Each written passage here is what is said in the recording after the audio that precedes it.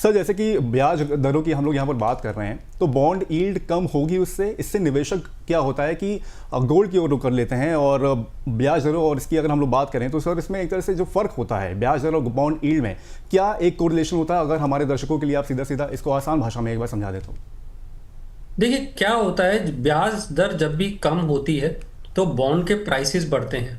Bond के prices क्यों बढ़ते हैं, अगर हम उसको साधारण भाषा में समझें तो गवर्नमेंट जब भी जो है बॉन्ड्स निकालती है तो एक इंटरेस्ट रेट पे निकालती है। अगर रेट कट होता है तो जो नए बॉन्ड्स निकलेंगे वो कम रेट पे निकलेंगे। उसकी वजह से जो पुराने बॉन्ड्स हैं जो कि ऑलरेडी हायर रेट पे चल रहे हैं वो प्रीमियम पे जो है ट्रेड करने लगते हैं। तो बॉन्ड प्राइसेस हमेशा जो है बढ़ते हैं।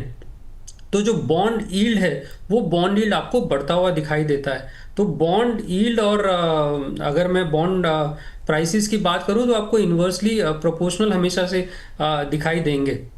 जो को रिलेशन होता है वो इन्वर्सली प्रोपोर्शनल होता है। तो और इसको जब हम गोल्ड में देखते हैं तो गोल्ड और बॉन्ड प्राइसेस जो हैं वो पॉजिटिव को रिलेशन में होते हैं, यानी कि जब भी बॉन्ड प्राइसेस बढ़ते हैं तो आपको गोल्ड भी बढ़ता हुआ दिखाई देता है।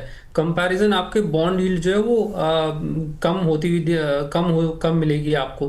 तो इसलिए जो डायरेक्ट को रिलेशन है बॉन्ड यील्ड का और अगर मैं गोल्ड का लूँ तो वो इन्वर्सली प्रोपोर्शनल हमें मिलता है।